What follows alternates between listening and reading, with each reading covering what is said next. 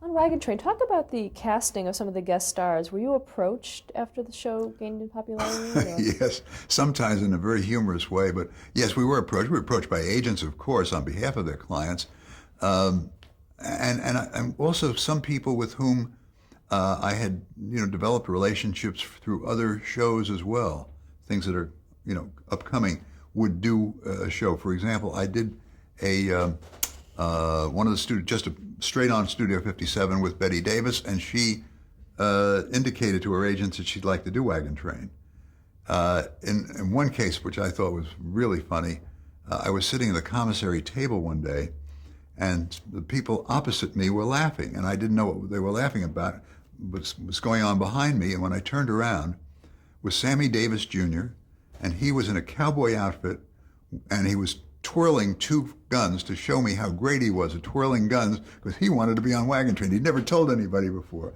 And we found a way somehow sooner or later to get him on Wagon Train. That's my recollection, but that's an audition.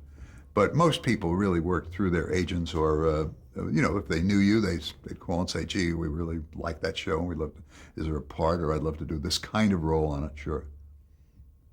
What about the budget of the show? Well, it harkens back to days of Crusader and M Squad. NBC gave, by that time, NBC, the networks, things had changed in television as well, or at least it came a little later. Okay, we got $60,000 for an episode. 10% again went to MCA, and 20% was an overhead charge. We were left with $45,000 to do an hour Western adventure. And so what we did was, first of all, a lot of the scenes were played on stage, and a lot of them, therefore, were night scenes.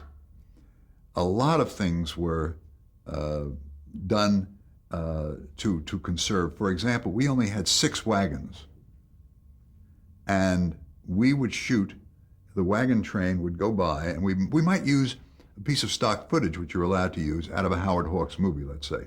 But then we'd go to our wagons, and we would have the last half of the first wagon in the frame, and we would never go past the first half of the 6th wagon in the frame. And it went on forever, because those same wagons, you do the same kind of shot, and you've got 30 wagons if you want. That's how we saved money. I mean, we just had to.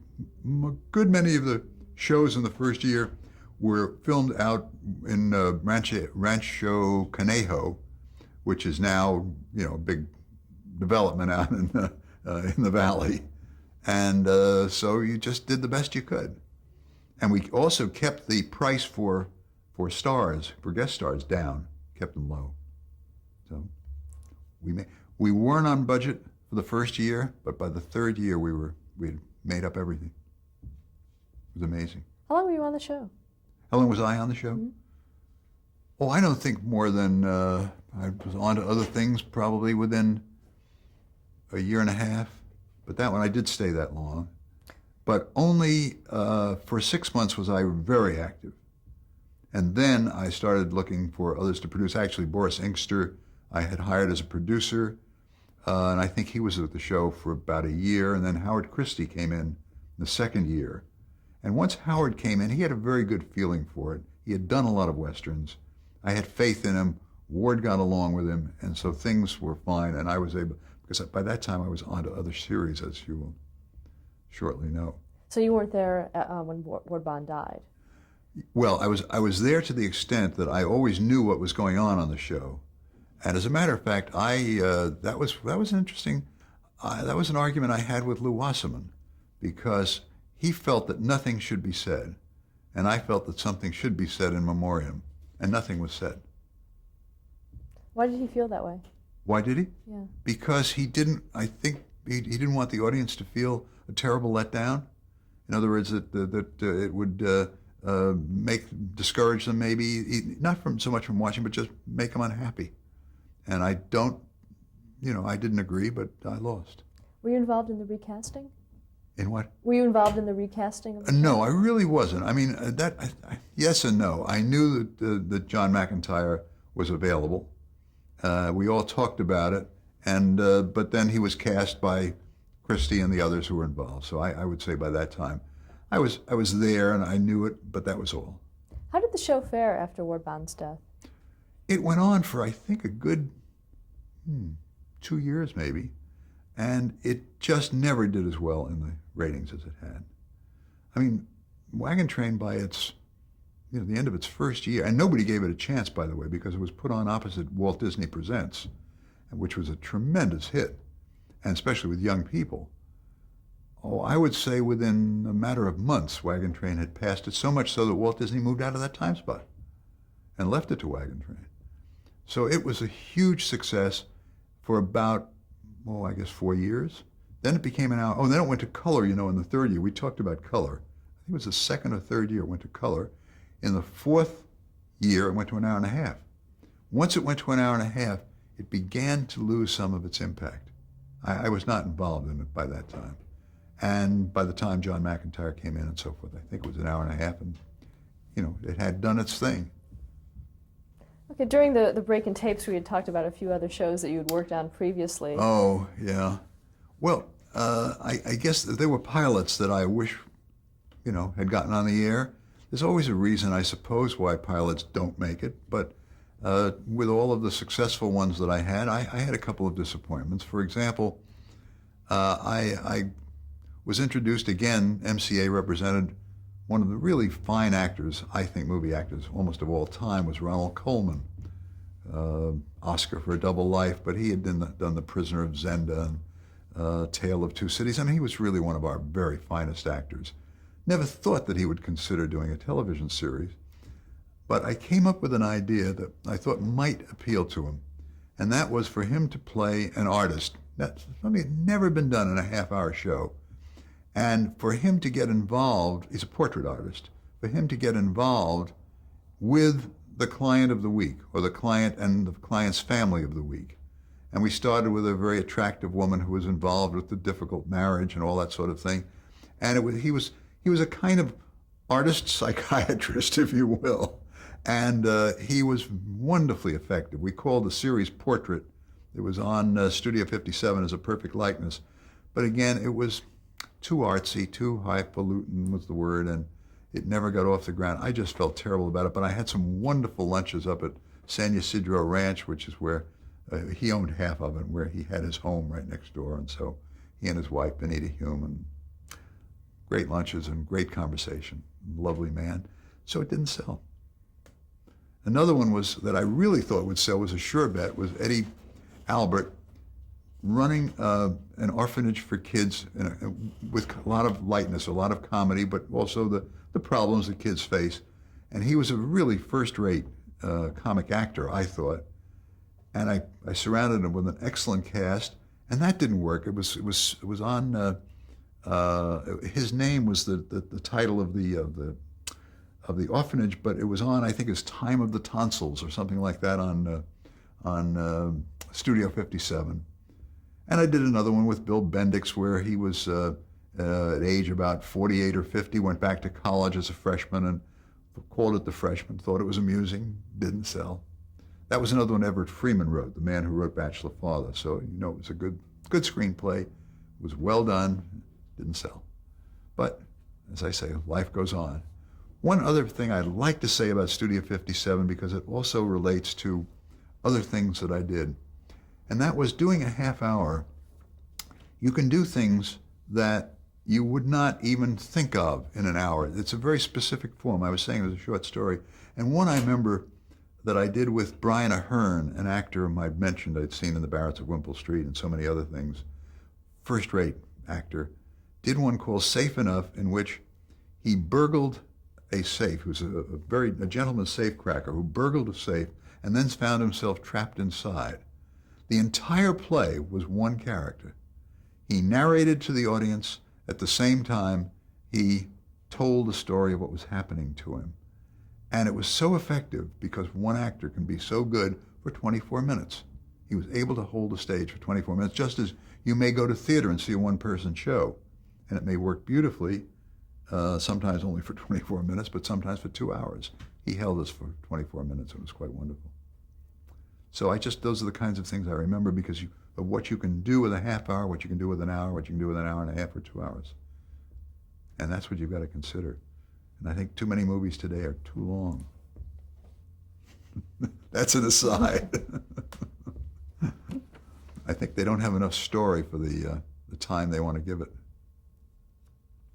Okay, let's move on and talk a little bit about Riverboat. All right. Another one of those. I think, was that Riverboat follow Wagon Train? There was also You had a few. Checkmate 2 came in there, I think. And that was the time, remember I was talking about M Squad and music.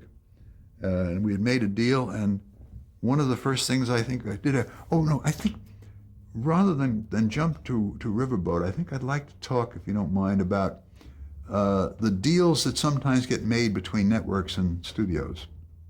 Because in this case, NBC had the Jack Benny program, and CBS wanted it. And therefore, CBS was willing to make a deal with Jack Benny's company and give him 3 firm series on the air if Jack Benny would move his show to CBS. And Jim Aubrey offered that from CBS, and it was done.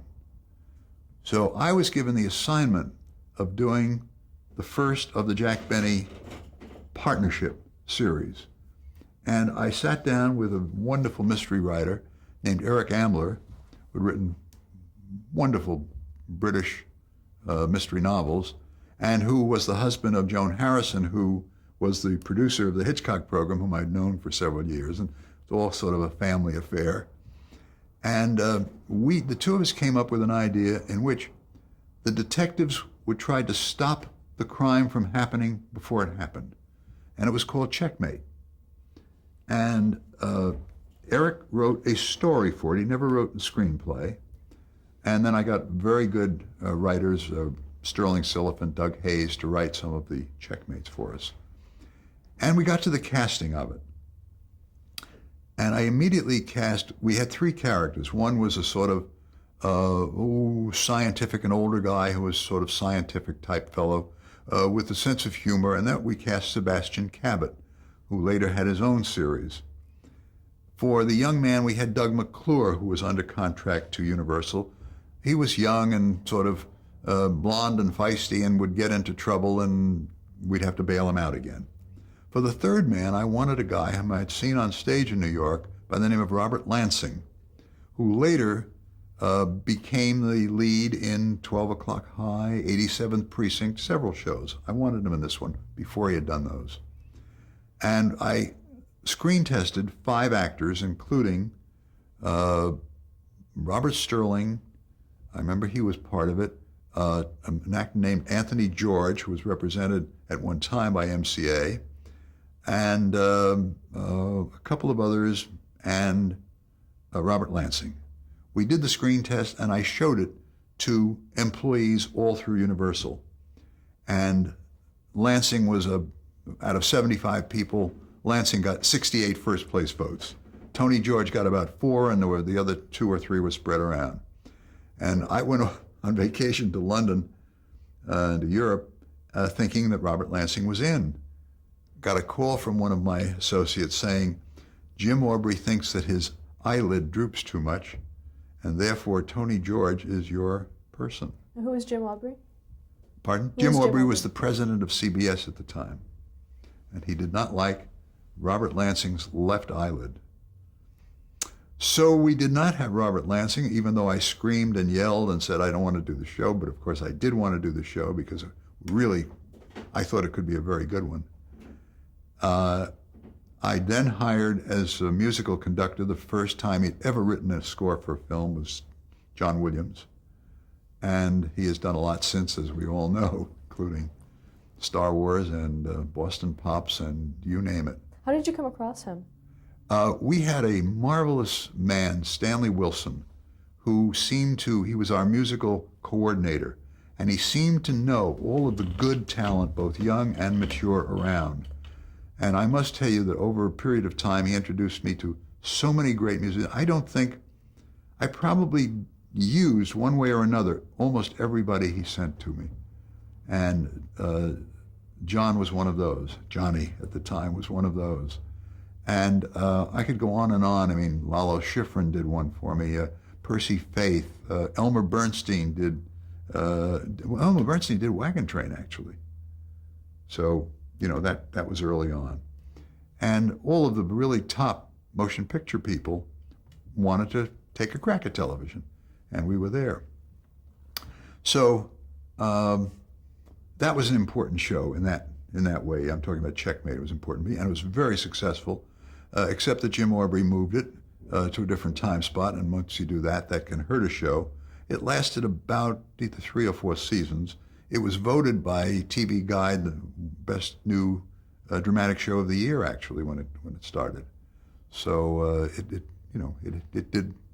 I think if Robert Lansing had been in, it would have gone longer. But that's just something I'll always believe. I can't prove it. Now, did Jack Benny have anything to do with the series at all? Not very much. No, he really didn't. He was a partner. He was his manager, Irving Fine, sort of spoke for him, but they really everything we did was just fine. Yes, I have a picture of me with Benny and with my director of my first Checkmate, Don Weiss, and that's about as far as Benny's participation went. But he did a wonderful show for CBS, his own show, the Jack Benny Show.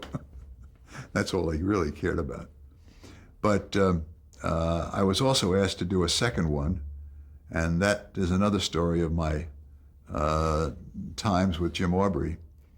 As I told you before, Universal, or MCA, had gotten the pre-1948 Paramount films, the rights to those, and one of them was Double Indemnity, marvelous suspense mystery film with Fred MacMurray and Barbara Stanwyck and that marvelous character actor Edward G. Robinson, who played the insurance man, so the inside man, and Fred MacMurray was his outside man who falls in love with, gets caught up in the murder with Barbara Stanwyck.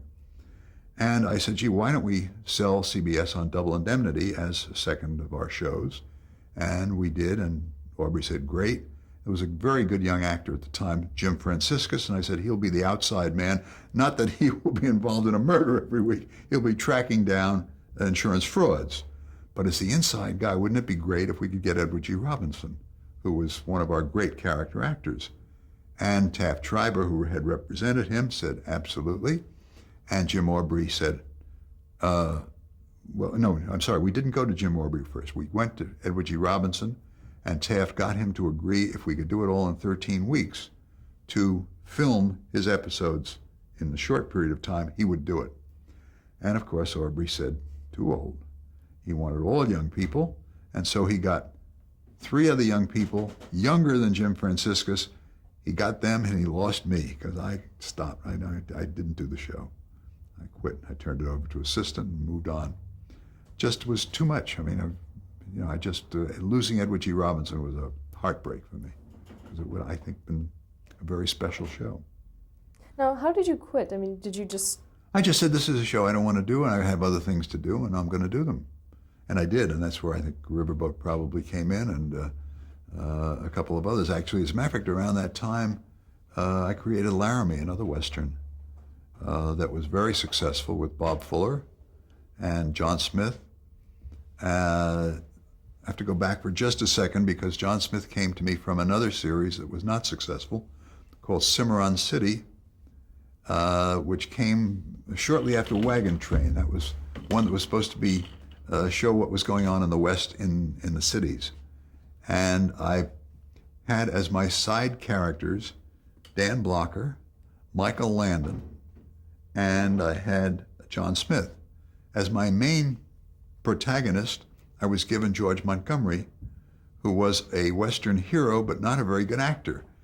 And I was unfortunately trying to do shows like Wagon Train where you really needed performers.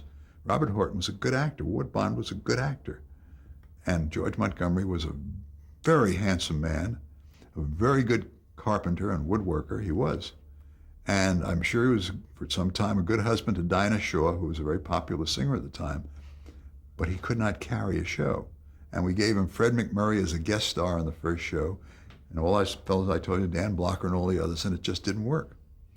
And so I lost Dan Blocker and Michael Landon to my old buddy David Dortort. That's the way the business works, though, for Bonanza. David having done Restless Gun for me. So that's the way life goes. Anyway, I think we were up to Riverboat maybe, because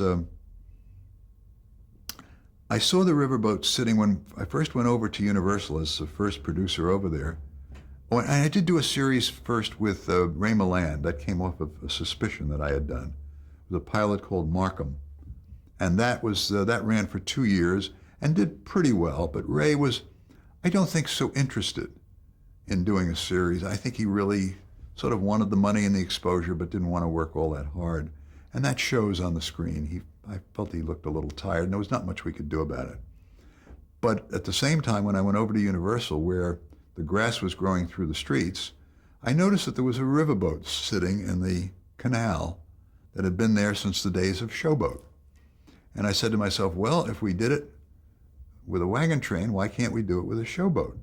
Up and down the river, and we have our Ward Bond character turning the wheel and running the ship, and we have our Flint McCullough character going off and getting involved in escapades and having to be saved sometimes by whoever our Ward Bond is, and so on. And we would do the same thing, have guest stars, and do good, hopefully, decent scripts and so forth. I got a script prepared and sent it. NBC wanted Darren McGavin. Now, Darren McGavin, we all know today as the guy who shows up on It's a Small World, or It's a Small Christmas, or A Christmas Story. A Christmas Story, thank you. Each year, Darren McGavin gets that funny lamp in the mail. And back then, Darren was a younger guy, but not a kid. And he always was, to me, kind of a sort of lighthearted guy, but strong enough so that he could run the boat. And I thought he was going to run the ship. And as the young man who goes off the ship, and I wanted somebody in his 20s, if I could get him, I had done an M Squad and a couple of other things with Burt Reynolds. And so I decided that Burt Reynolds was the perfect one to go off the ship, get in trouble, and have to be saved, but also save himself sometimes. When Darren McGavin read the script, he said, yes, I will do it on one condition. I want to play that fellow who goes off the ship and gets into all those nice escapades. I don't want to stand behind the wheel and run this ship like that. And I said, but Darren is perfect. I argued as best I could. NBC insisted they would not do the show without Darren McGavin. So we ended up with Burt Reynolds standing behind a wheel of a ship at age about 25, and you just didn't believe him. And Darren McGavin going off, and I'm afraid he just wasn't exactly the right guy for those kinds of adventures. The show had its run, ran 2.5 years or whatever, but I had to let Burt Reynolds off after 13 weeks. He insists to this day that he was fired, and I insist to this day that he asked out, and he and his agent asked out because it was just so wrong for him. Again, the network had a lot of control at that point. That's something I'd like to go off on a tangent a little bit, and that what happened to the production of shows. In the early 60s, there was a lot of scandal among quiz programs. 21 friends of mine, Jack Barry and Dan Enright, who had done that show. Jack was the master of ceremonies, Dan had produced it. $64,000 Question, Lou Cowan show, all came under scrutiny because there was a fix going on, as we saw in the picture that Robert Redford made called Quiz Show. And they were keeping on those people who were popular with the audience and trying to drop those people who were not. So therefore, answers, or at least questions, were given to some people. Well, the truth was, in my opinion, and this is just my opinion, although I think I'm not alone, the networks had a great deal to do with all of that. There was a lot of pressure put on the producers to find the right people, not to leave people on, and so forth. So while I'm sure the producers did the act, I think there was an awful lot behind it pushed on them by the networks. In any event, when the scandal broke, the networks took the high and mighty position that from that day forward, there would not be the independent kinds of productions that we had before, but rather the networks would have a lot more control. They would control the time spots, And sponsors would simply buy what the networks put into the time spot, which is the form we have today. But that happened in the early 60s. So that within a matter of days, we as producers, instead of having 100 or more customers, all the big sponsors in the world, we had 3, ABC, NBC, and CBS, and that was it. And an awful lot of control went out of producers' hands into network hands. And that's why things like the Darren McGavin riverboat thing would happen, and Double Indemnity with Edward G. Robinson. Did having MCA and Review behind you give you any sort of power to? Sure. Tremendous amount of power, absolutely. I feel that a lot of what I accomplished was accomplished because I was within the organization and not without the organization. Because just the fact, for example, that they had once represented a person gives them an entry to that person. An example coming up, for example, while I did not get away with that Edward G. Robinson one, I did use that same technique of shooting everything in a 13-week period, and I got Henry Fonda to do a series which he'd never been willing to do before. One of the reasons I got him, he had been an MCA client, was still close to them. He had been a client when I did Clown. Now he was no longer a client of MCA, but he was still close to them. And so I was able to sit down at lunch with Fonda. Of course, I had known him from the other show, but still, somebody from MCA was there. And I brought a writer in whom he had worked with, Roland Kibbe, a very fine writer, Western writer. I mean, very good at writing Westerns. He had done other things. And Henry Fonda agreed if we would do it 13 weeks, he would do a show, and we called it The Deputy. And I then had to look for a deputy. And I must tell you, I scoured every place from Hollywood. I went to Texas looking for young actors everywhere. And I came up with a guy I thought would be right for him, a young man named Alan Case. It never quite worked. He just didn't have the depth that Fonda. You know, Fonda, as with so many other fine actors, has a depth that transcends just acting. There's something in his face, something in his manner, something in the voice that just pulls you to him or her. Did television catch that? Oh, yeah. Sure can. You had to almost, because close-up was a very important part of television. Because you don't have a big screen, therefore you have a big face. And so it was very, very important. And Alan Case didn't quite have it. The show went on for a couple of years, did nicely. But I think I wish I could have done better by Fonda, because he was a lovely man to work with. Again, a very professional man. But that was a big switch in the evolution of television. And it holds today. I don't know which is better, which is worse. I think having that much control in 3 hands, or now, of course, with cable we have a lot more, is not the best thing in the world. I really do think that you would never have had even the golden age of the Crafts theaters and the Studio Ones and all of that. It had all been network run. One person's opinion. Yeah, so you had just gone off Laramie then. Yes. Oh, Laramie actually was a fun show to work because John Champion wrote that for me and later produced the series. But I had the great fun of casting Hoagy Carmichael in the series. And that, I think, made the difference. When we talk about chemistry in a series, his light touch, his getting there and playing the piano and singing an occasional song was unusual for Western television. And I think Fuller and Smith were a good combination, but I really think that Hoagy gave it a kind of an additional strength that made the show work. Was this his first appearance in television? As far as I know, I mean, he'd done variety shows. You know, he'd shown up playing the piano, singing his songs, you know. One Stardust, you know, all those great things. And so he fit in beautifully. Part of the fun, of course, of working with Hoagy Carmichael was either having him to your place or being over at his place and having him just sit around and sing those songs. It was beautiful. Okay, let's stop here to change the tape. Okay.